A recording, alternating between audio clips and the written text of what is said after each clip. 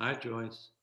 This is a good one to listen in on, Joyce, because this is talking about visions of. And I'm going to mostly skip his own vision, right? Which is a fine vision. There were things that I loved about it. There were things that I struggled about in it. But to me, it's not as important what the vision is. It's the process of visioning that he presents to us that I think is kind of wonderful. And so I liked the way he set it up in the 2 pages before he got into his own vision. So let me share my screen, and these are just the things that I pulled out of it. Oops, let me get to the right part. Dream. Stimulate others to engage in similar reflections on the world you may want to hope for. Once revolutionary love becomes the dominant ethos of all our societies. That just is wonderful to me, to think that love in whatever form would become a dominant ethos. To envision a society in which patriarchy and classism, domination and manipulation, and an instrumental response to others and to the planet have been transcended. That sense of instrumental response to others. How can I use you? How can you be an instrument for me?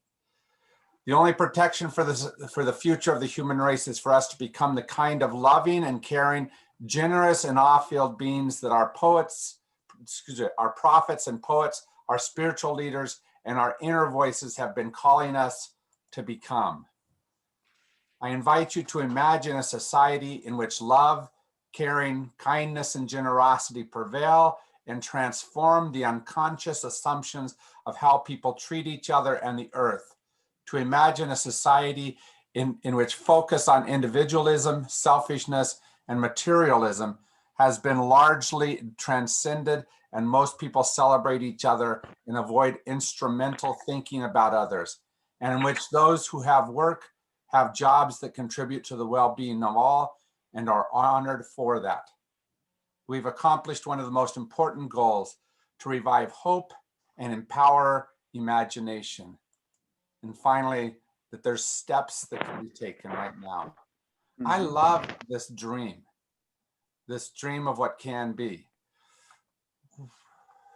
In the midst of his dream, where did it take you? What kind of went into your head about what you dreamed of as you read what he dreams about? What were some of the things you began to dream about?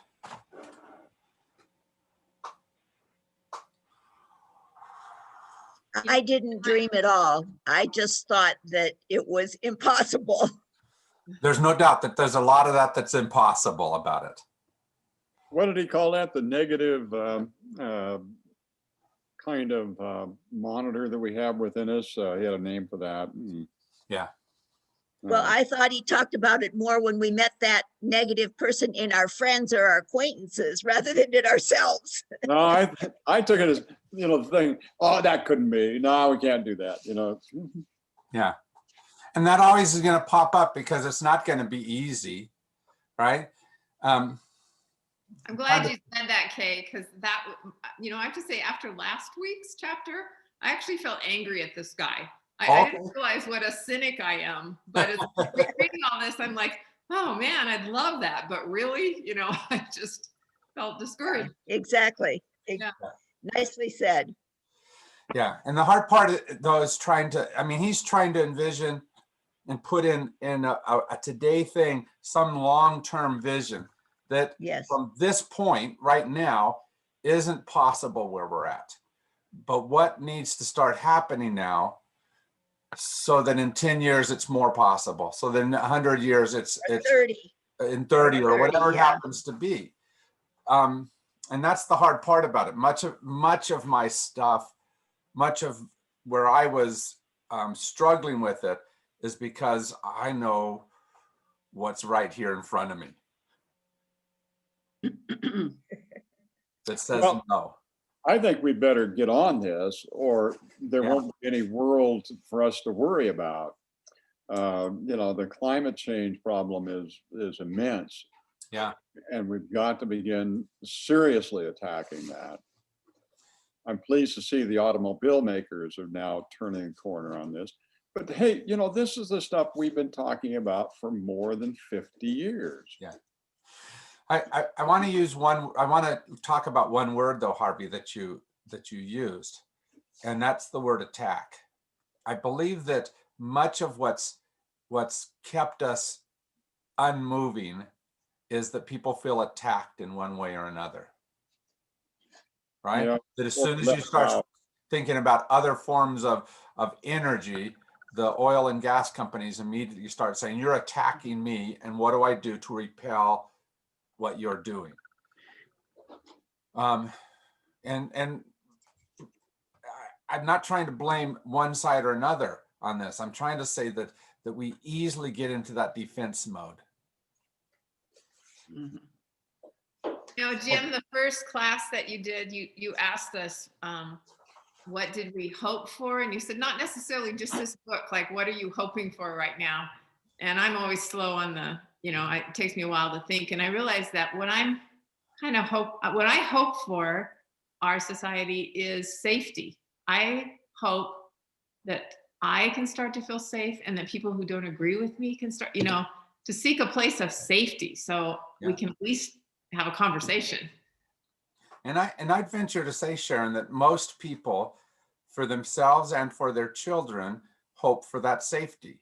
Now, that means that sometimes you're implementing some kind of procedure that keeps your kids safe at something where I say, but you're taking something away from me. I have to slow down at that crosswalk. Right? And do I see that as an imposition? Or do I see that as a way to help someone else feel that safety? And very often I see it as the first rather than the second. Not the crosswalk necessarily, but some of the things that you implement, I see as an imposition. And you to some of mine as well. To change that, I've got to be able to somehow see more universally than just myself. Yeah, care about others. Yeah. The goal of a society of love is easy for me to agree on. I look back at early Christianity, the early Christian writings, most of them say we should love one another. Jesus said, love your neighbor. Who's my neighbor? Even the Samaritan you hate is your neighbor. But the Christian church pretty quickly started killing one another and has continued, and every other religion, the same thing. So I think the goal is one thing, but how to reach the goal. And I think it requires inner transformation. And I think we need more focus on inner transformation. How do we all transform so that we are loving to one another? Yeah. And But it's not just as individuals. Go ahead. I think it's not just as individuals, it's as countries. And because my goal for the world, of course, is peace. And so that's where, loving, caring for other nations as our nation, to me, is incredibly important in trying and overcome some of those barriers that we now see. So I look at it as, yes, individuals, that's my job every day, but the challenge is to do it as nations. Yeah. Yeah. Well, and our political situation is such that we're a country of minority rule right now. And it's like the Republicans are working even harder to make that even worse there's so much going, okay, our legislatures here in Arizona are Republican, and they make the local laws. And also in tech, it's like a lot of the infrastructure of the states are governed by Republicans. And what they're trying to do is change voting rights to make it so that they get even stronger. Yeah. Now, I think the majority of the population probably wants what we're talking about. But we're a country right now, minority rule. So it's not going to happen as long as we have that situation going on. It's simply not going to happen. Yeah, but Part I of would like- say that that is happening because the people who vote for those Republicans accept that behavior. So we need Republican voters to change. The elected officials will not change until the voters require them to change. So how do we get Republican voters to change around those values? Yeah. Exactly. Like, how do you give them a message of hope so that they change how they want their dreams, what they want? One of the difficulties of our democracy right now is it was designed to be very much a representative government, in that your representative had a very good chance of knowing you. That's not really true anymore. We often know our representatives a little bit, but they're pretty divorced from local life in a real way because of the amount of time they have to be in Washington, because of all of that. And so they have a hard time really representing and knowing us. When this started, there was a good chance that my representative would have said something along these lines. Well, my friend back home, Jim, likes this kind of thing. Now they might say that, but it's more of a political thing than a relational thing. Well, I put in a plug for finance campaign or campaign finance reform, in that they're spending so much of their time just trying to raise money because that's what you have to do to get elected. And then who are they going to listen to? Not Joe down the street. They're going to listen to who this check came from. Yeah. Mm-hmm. So let me say one thing about what I love about his vision is that we've always felt like we had to send people somewhere to have a representative government. And I think electronically, we're moving closer and closer to where we can truly have elections on a regular basis from all of us. Right? At one point, he said something like several times a year we would vote on important issues. I think that becomes more a reality. But we're used to somebody else has to do it. Somebody else has to run the country. And maybe that's not as true as what it used to be. Do we have to have a legislative body that does the work that we might be able to do? So what you're saying is redefining, which I think, besides what Sharon was saying about the campaign and the money being spent, we also really need to reform the election process, get rid of the electoral college, and get rid of the filibuster and some of these things that are contrary and that really don't serve the people. And the hard part So- is this: if I'm sitting in a city, it's always going to be hard for me to understand the concerns of the country, and vice versa. That's true. Mhm. And how do we somehow have some kind of a way that we have to listen to that larger concern? Right? I listened Other to a concern. podcast recently that was entitled Rednecks and Poor White Trash. And it was talking about the origins of the term poor white trash and how it was used to be. It was the Irish, and it went through all these different places and stuff. But then it's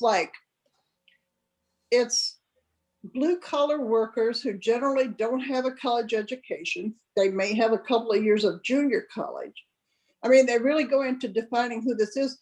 and they have not been involved in politics in the past, but now Trump is, they embrace Trump because he's one of them.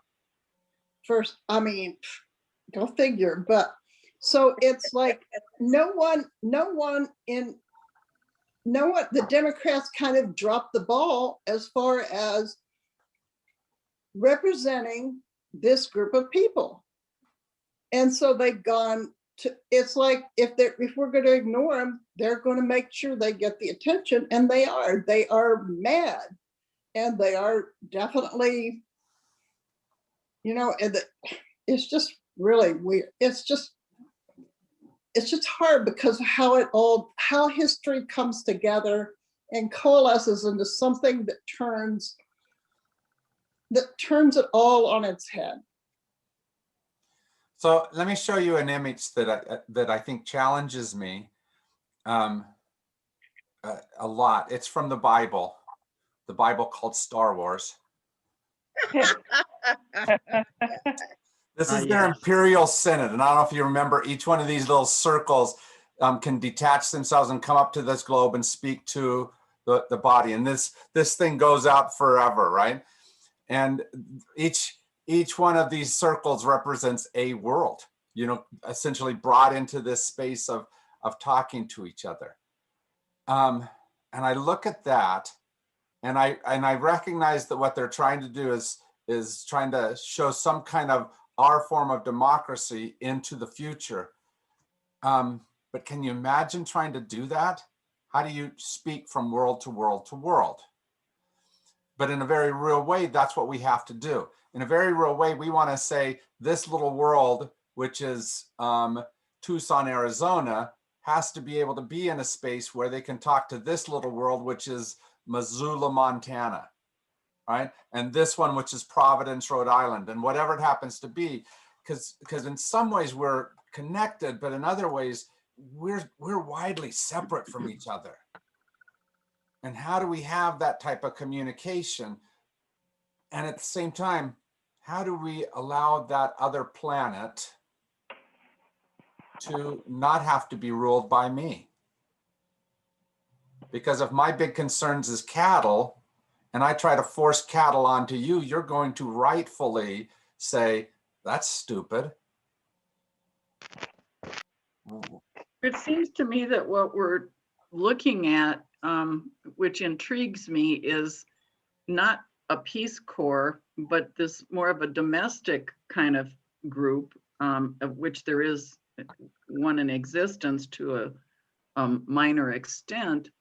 And so instead of foreign exchange students, we need exchange students internally between city and country dwellers, people that live in different parts of the country, coming together and experiencing what it's like. And that's one of the things that I think helps, is that I grew up in Wisconsin, which was one kind of an experience. And then when I got married, I lived in South Dakota for 10 months.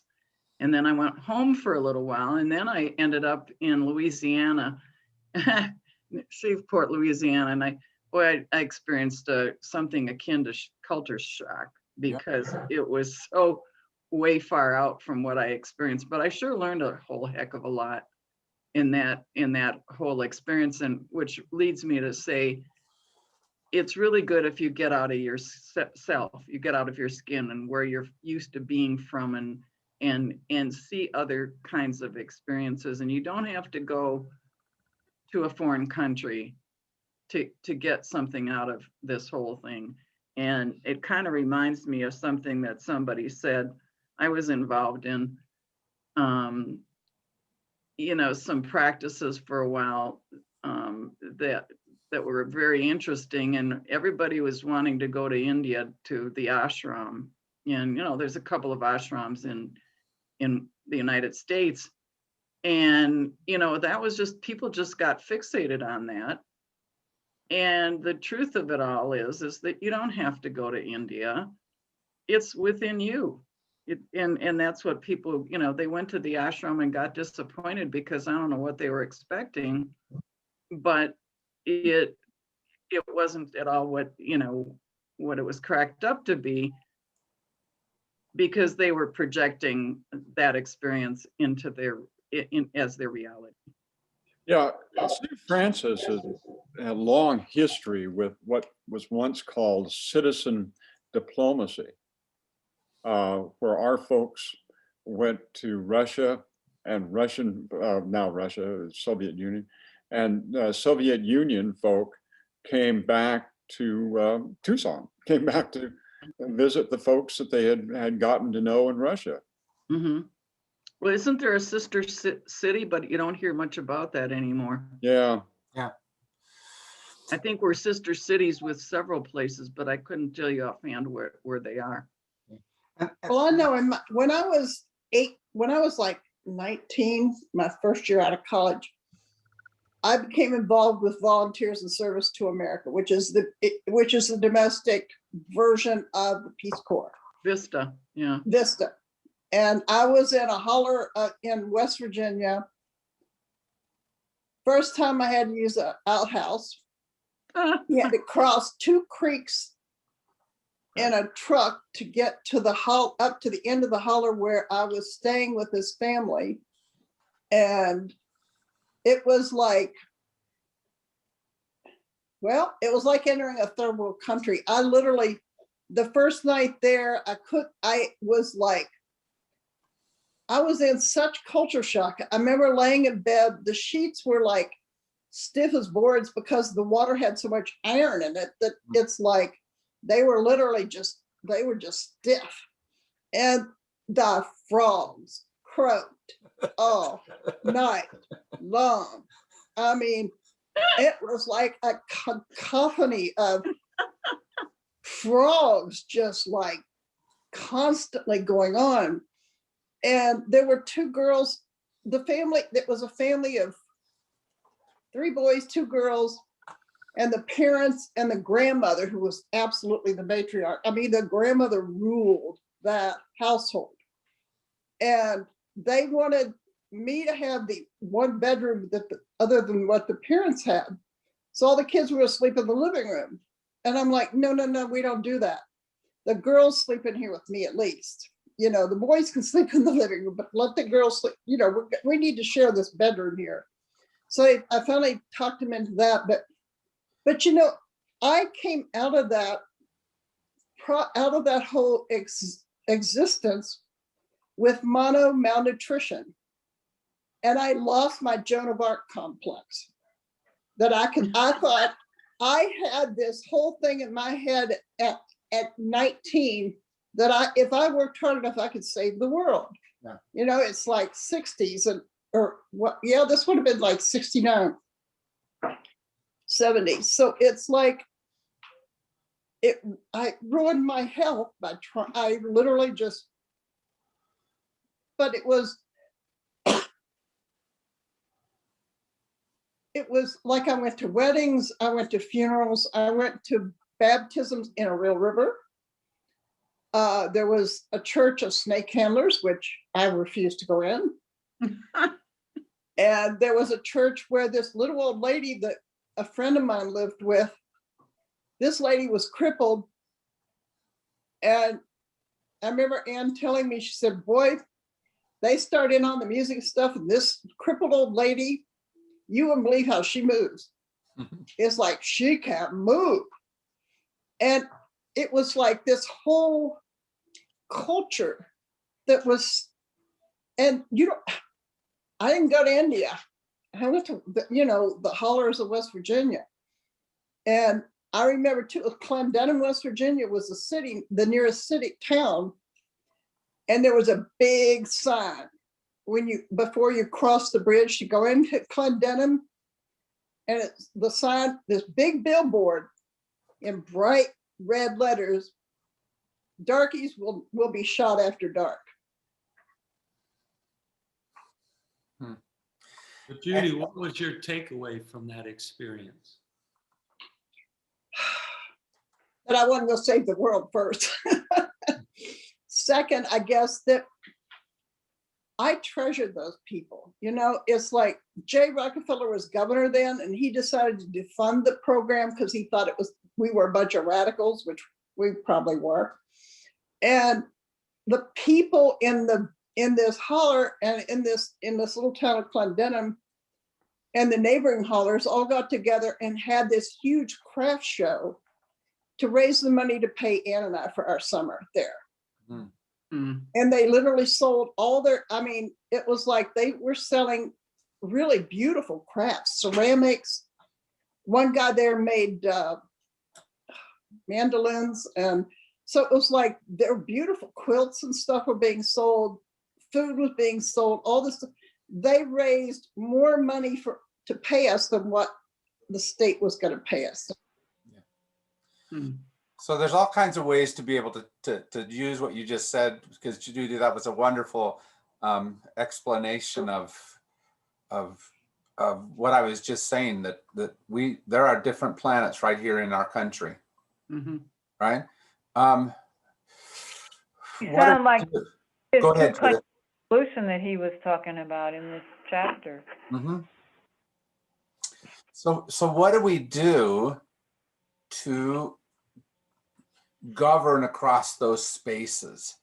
How do we place ourselves in relationship in such a way that I don't try to, because here's what I know about the hollers of West Virginia.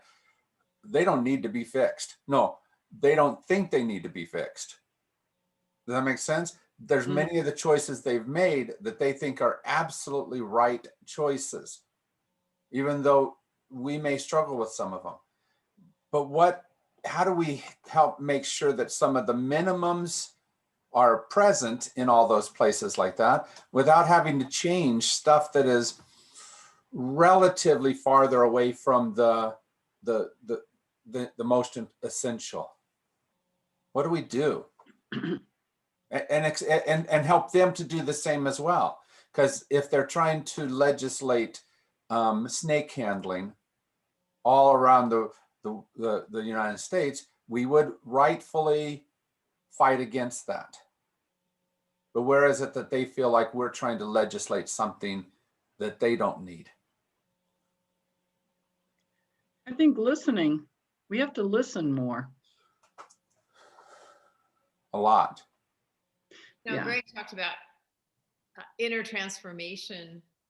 And I think this author early on said, now, I'm not talking about that inner transformation stuff that's been popular where, you know, if you change yourself and you come from a good place, that's going to, but I think I disagree with him on that. I mean, I do think, I mean, I just think like the prophetic call of Jesus that we hear from you, Jim, every Sunday is, you know, the answer. I mean, it's this, you know, I think of like Hillary Clinton's huge faux pas when she called people deplorables. Mm-hmm. And to me, that was so telling about how people think about other people. And to me, Jesus was like the antithesis of that. He was approaching people in all kinds of different places with openness and curiosity. And to me, to aspire to that in wherever your life takes you, in the people that you interact with, in your family, in your friendships, and in any kind of system that you're involved in, to bring those values. I know Greg's work in the organization that he ran, you know, he tried to bring those values to that system. I mean, that's all we can do. Otherwise, I get like overwhelmed. I mean, every day I read the newspaper and there's like 10 things I want to send money to, or I want to go, you know, I think you need to volunteer for. It's just, it's like, I think you have to do the work in yourself and then in your circle. I don't know, maybe that sounds naive, but I get frustrated, you know?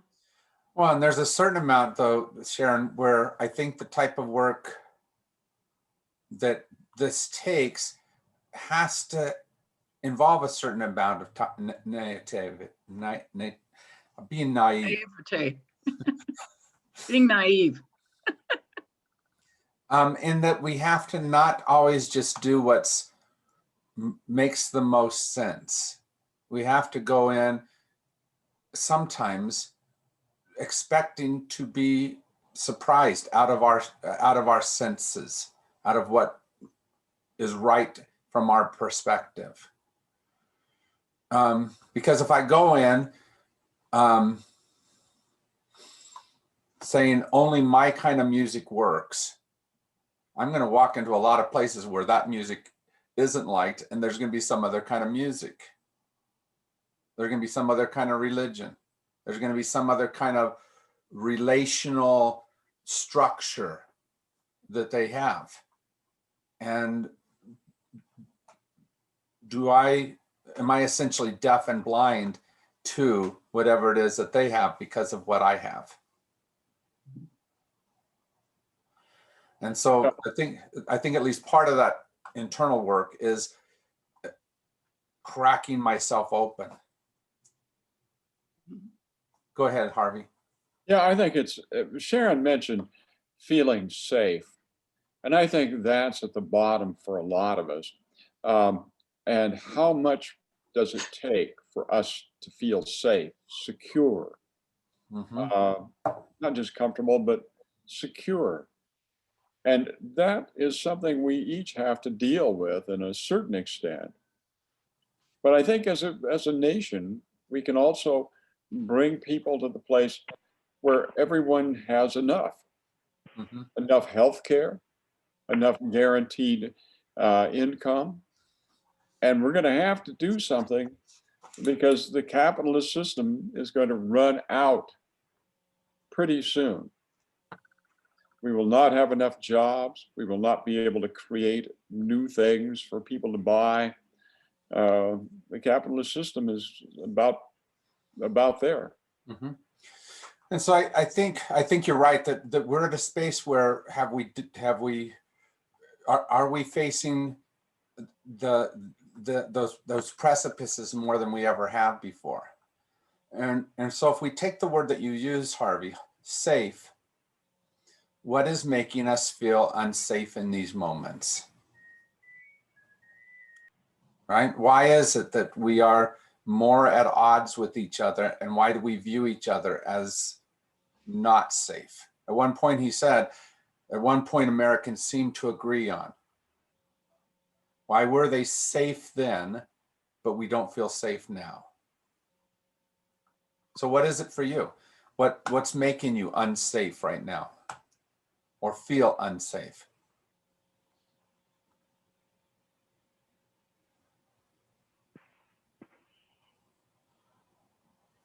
It can be something like this. Those people in the hollers of West Virginia, they're still burning coal, and that's destroying our environment. Right? Sometimes it's very directly something that they are or something that they do. What is it for you? You know, I'm going to say that our country is in a place where many of us view many others of us as the enemy. And, you know, I'm conscious that conservative infotainment stars have a proclivity to condemn liberals. And yet, the more liberal of us have reacted by viewing conservatives as the enemy and as bad. And I know we could bring out a lot of reasons to justify that. But when we all view one another as the enemy, we don't feel safe. Yeah. Even if we're right about enemy making, you're right. Feeling unsafe is a tough place to sit in. And we've shared, Sharon and I, that we recently reread Marshall Rosenberg's book, Nonviolent Communication. And one of his quotes from the poet Rumi is, there's a field out beyond ideas of good and bad, right and wrong. I'll meet you there. I love that saying. And it's like, the way to stop seeing each other as enemies is to set aside our notions of good and bad, right and wrong, and just see people as people. Thank you. I like that a lot too. I'm gonna have to leave early today. I've got something that involves me as a volunteer, and I heartily wish I could divide myself and sort of teleport and be here and there also. I appreciate you all, and I appreciate this class, and I hope there's more to come, and I hope we can start something new and sit with this and nurture it. That's what I want to say. Well, Catherine, just before you leave, just know that at least part of what we're going to have to talk about is what are the next steps here, right? How do you talk to somebody about this? So just Right. have that in your head about what to do. Well, And I've started telling a few people about this book for one thing, and just encouraging people to get a copy of it and read it. Uh-huh. So that's one thing I've thought about, and yeah, so yeah, to be continued for sure. And tonight's COVID night, but that's later. This volunteer thing is now. So I've had a full plate today, but you know, I'm good to go. Good So to have you with us. thank you so much. Thank Blessings to all. I'm gonna tune out now so I don't make myself late All right. for a very important date. It's Thanks, not with a Catherine. person, it's the volunteer thing. So Yes. yeah, appreciate you all. Thank you for your time too. Thanks, Catherine. So how about the rest of you? What makes the rest of you feel not safe? And what do we, how do we begin to solve that? And how do we begin to We see? have so many people right now. The income equality is like a driving force in not being safe, because I love my podcast. Okay, I have a whole bunch on my list too. It's my new favorite thing. But there was this billionaire who said, I have to hire bodyguards to take my family to the beach. He said, I would rather pay more in taxes and have a basic good infrastructure, basic needs met for everyone, less income equality, so that I didn't have to spend a huge chunk of my income on my own personal security and my family's security. And how much of his money was going just for that? And this whole pandemic, we've got a whole bunch of people who are going to end up in poverty, homeless. There's so many people right now that do not have enough food to eat. We have children in this country. It's like, I think the churches need to start missions like they used to send to Africa to take care of our own communities. And some of that happens, Judy, but you're right that we have to somehow have a sense of we care for each other here. I was thinking of Marshall Rosenberg, and we're all, he tunes in on the fact of us all being human. That we all want the same things, like to feed our children and for the children to be safe where they play, and to tune in on the similarities among us as human beings, rather than letting us get diverted by the differences among us. One of the telling lines in this was, it is certainly possible to imagine fear winning out over the next few decades. Mm. The question is it possible for us to imagine love winning out over the next few decades? And how do we encourage that second? Because I don't think it'll take much for the first to become true, because fear certainly is ruling the day right now, isn't it? Well, it sells newspapers, so they say. Yeah. Exactly. There's a book I probably mentioned maybe called Enlightenment Now, Steven Pinker, and he tackles in a number of different chapters aspects of human existence. And he says the data show, not anecdotes, but data show that the human race throughout the planet, not just in the West, are better off in so many ways than we've ever been. There's less disease, there's less childhood mortality, and yet we are always, and it may be because of the media, we always are talking as if everything's a disaster. Hmm. So that's quite a disconnect for me. Why is it that we are actually all better off than ever before, and yet we think every day is a disaster? Why is that going on? Yeah. Why do we almost seek to increase our discontent? Yes. Yes. And yet there's still children going hungry. Sorry? Yet there's still children going hungry. No question. Families going hungry. People without health care. Yes. But here's the other side of that. So we recognize that there's hunger in America, so we're giving out more free and reduced lunches at schools, right? And then some people will, as soon as you say that, will say, so why are we spending so much of our money on that? And so the very same thing that for you gives a sense of hope, for somebody else gives the space of conflict, something they have to fight against. And how do we stand in that space where we are against each other? Well, one of the things that you're talking about, the data and how the data shows that our world is improved in terms of healthcare, life expectancy, but the differences within our country by race and ethnicity, the differences in the world. The man living with me from Uganda says the life expectancy in Uganda is 45. And we don't think about that.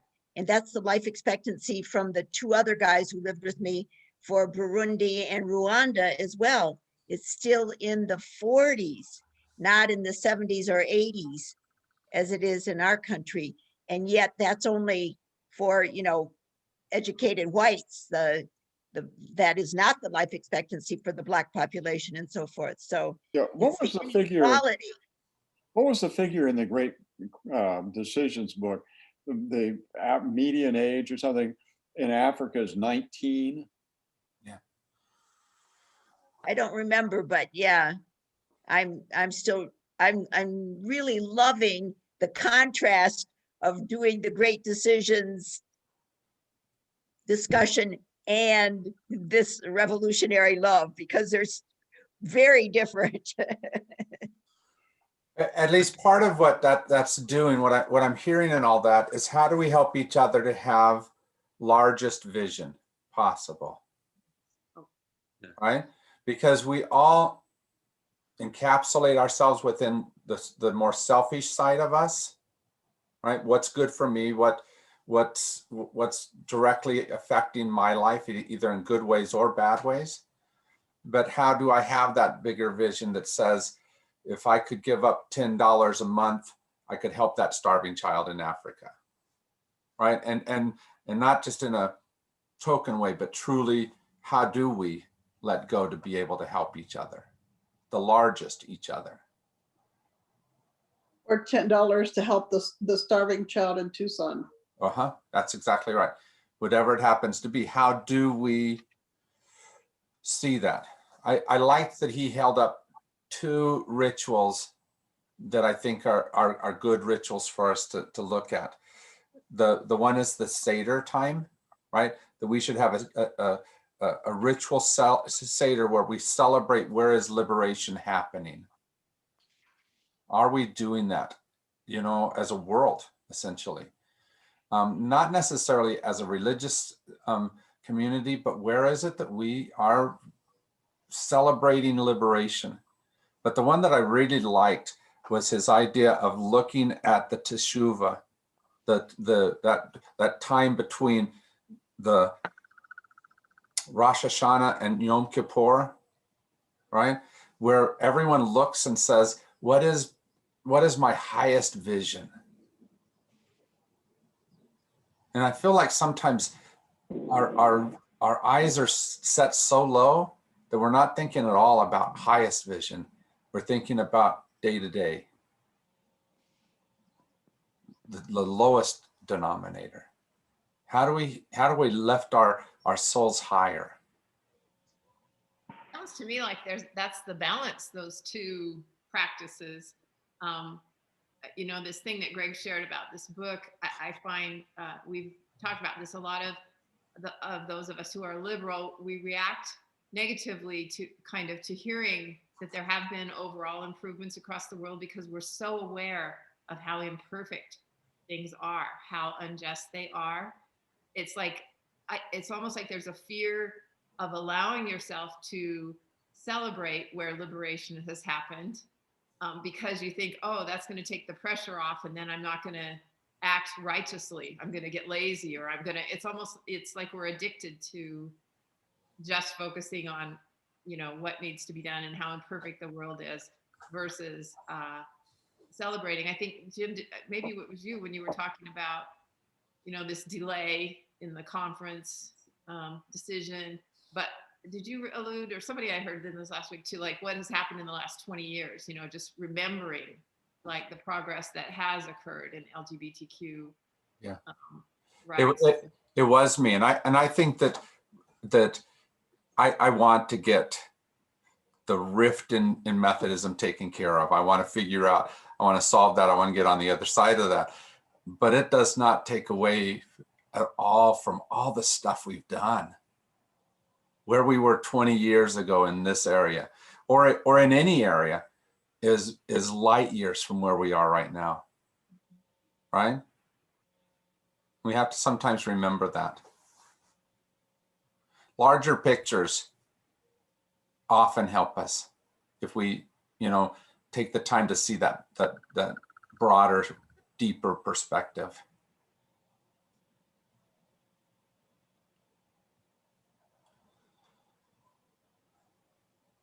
So it seems like we need balance. We need to attend to what needs improving and to celebrate what has improved. And we need to hold both. And at least in some ways, I think that's what he was trying to do in this chapter. He was trying to say, if we look 150 years from now, mid 22nd century, what might be different? And what do we set in place now that allows that to begin to happen? And we have to not say tomorrow it has to be, because there's some things that aren't going to change tomorrow. Right? Maybe even can't change tomorrow. But what has to happen now that allows tomorrow to happen?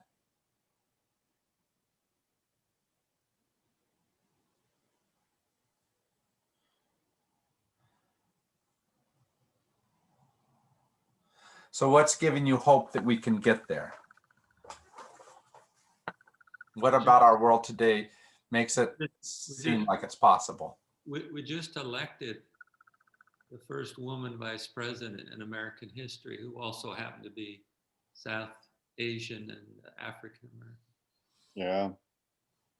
Pete Buttigieg, his you know, position that he's going to take, and that just his youthful energy, and every time I see a young person, I remember that young man who was so eloquent at the conference that gave the speech. I can't even think of Young his gay name. man. Yeah, I mean, every time I see a young person like that who's energized, I just feel like this relief, like, oh, and I, you know, it's like I realize in my lifetime, probably not going to see a lot of this. I always say, you know, Moses didn't make it into the promised land. He didn't quite get there, you know. It's like, so we may not see the promised land, but you know, when you see all these younger people coming along, it's encouraging. It helps. Yeah, it does help, doesn't it?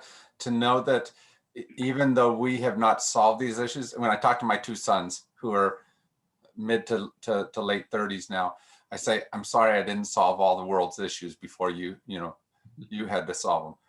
And that's kind of the way it works, isn't it? You have to trust that the next generation can solve some of those that right now are beyond you. And that's a space of hope for me. What gives me hope is all the people in this world, and even this country, this city, this town, this neighborhood, who are pulling together Mhm. and who are working to make things better. There are tons of people in this country who are really, really working hard toward what a more just society. It's just that right now we're politically in this really, we're at a pivotal point in our democracy, I believe, because it's like, I mean, if this minority rule thing keeps going through, nothing's gonna happen. Yeah. So let me give you a bit of a perspective on that too, Judy. So my cousin Bob, that I've told you about a lot, lives in a little town, 2 little towns actually, that maybe total 4,000 people or so, Eager and Springerville, collectively called Round Valley. It's up in the eastern mountains of Arizona.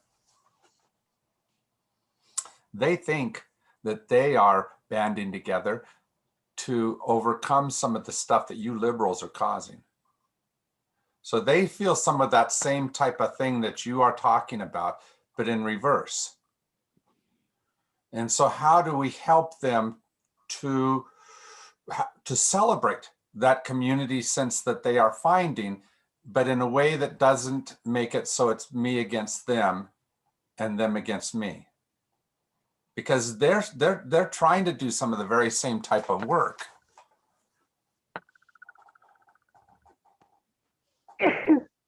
You know, when you ask what makes you feel unsafe, my thing is what makes me feel unsafe is how different people's truths are right now. Yeah. That is really scary to me when I hear people talking from a totally different understanding of the world. And I think, you know, we talked about it before. It's like you can't debate that with people. You have to be about the relationship. And I believe in truth. And I believe that when people speak truth, eventually truth will prevail. I mean, that's my faith statement. It's like Martin Luther's, the arc is slow, but it bends towards justice. I believe that. Yeah. And I mean, I think of, again, I keep referring to Jesus, even though I'm not really Buddha, all these great, you know, they spoke the truth and it resonates in people's hearts. At some point, the heart opens and they hear the truth. And that's how I think human evolution works. So yeah. That's my faith statement, I guess. Well, and I think that we have to truly say, okay, so let's look at when Martin Luther King said that. He had no really good reason to believe that things were getting better. Things were changing a little bit, but there was a lot of stuff not changing, right? So he had to say that as his goal, as his vision, rather than as any sense of reality. It's a faith statement. It was a faith statement. And so what do we have to believe is a faith statement?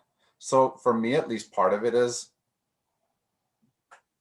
cousin Bob is still part of my family. Right? That type of thing is a faith statement to me, because the easiest thing to do for a number of different reasons is to say no longer. What other kind of faith type of statements like that do we have to make to heal some of this?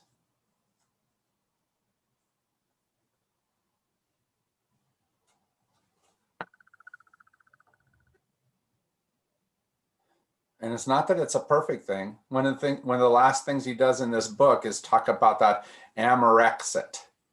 Is there a possibility that we need to be 2 countries? And is there a way to be able to do that where both can achieve their highest vision? Maybe that's what has to happen.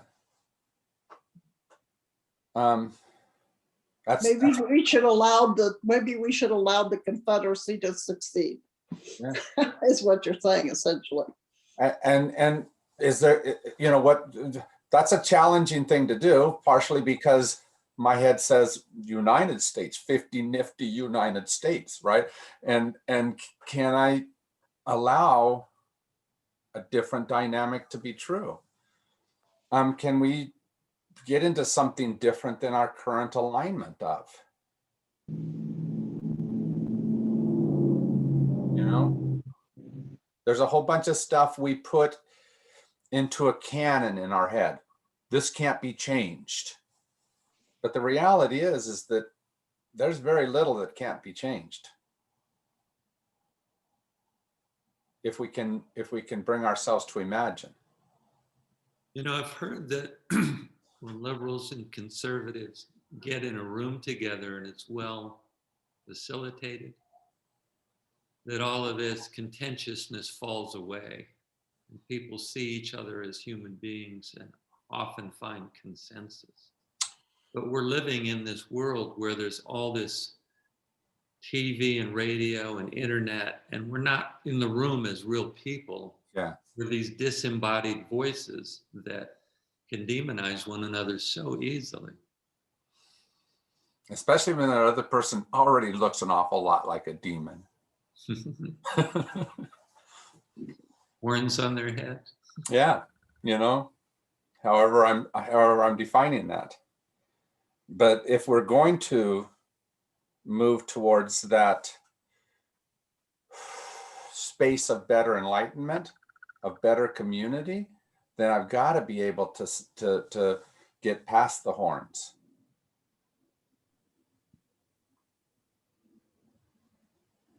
How do we get in the same room together? How do we get in the same room? I do think that is one of Biden's skills. It's what I think he's exercised in his 50 some years in Washington.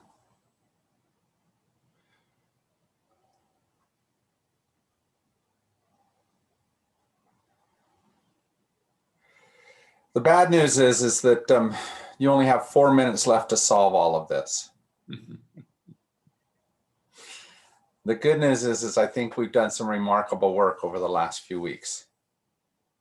I'm intrigued by the thought of, you know, could we, St. Francis here in Tucson, get in a room with some other Tucsonans who are very different from us and create something? Yeah. Yeah, tried to do that in the past, the Islamic community and others in PCI. Yeah. I was thinking of Pentecostal churches and that kind of thing. Sure. Who do we begin having conversations with? So for example, half a mile up the road on the right, there's a church there that seems to be more of a conservative bent. Do we somehow try to have a conversation with them? I had a neighbor that went there and her thing, another planet. First of all, she won't wear mask. Uh-huh. Second of all, if you don't believe Jesus is the Son of God, you're going to hell. And it's like, good luck with that.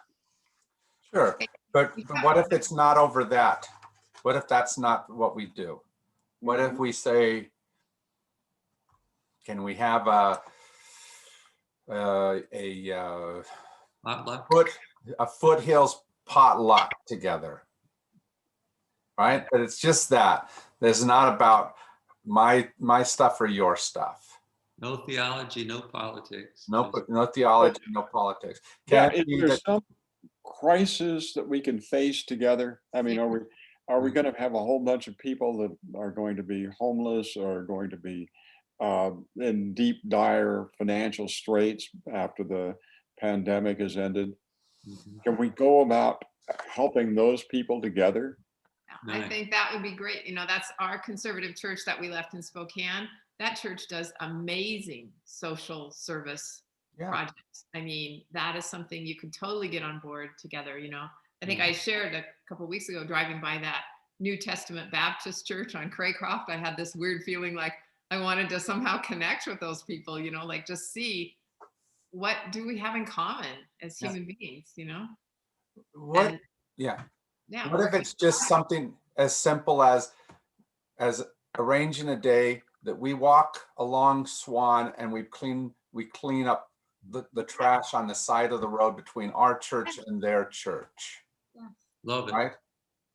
Yeah. Something as simple as that, Mhm. right?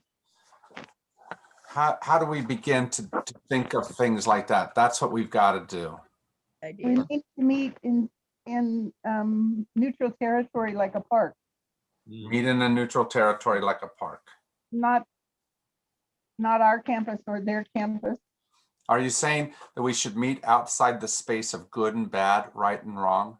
Well, I think it begins with the clergy persons. I think that's where it always began with me, that meeting with people who had different theological and political perspectives. But we just met each other and talked and said, okay, what can we do together? Yeah. What needs to be done? Which Just is at least see- part of what PCIC, for example, was designed to do.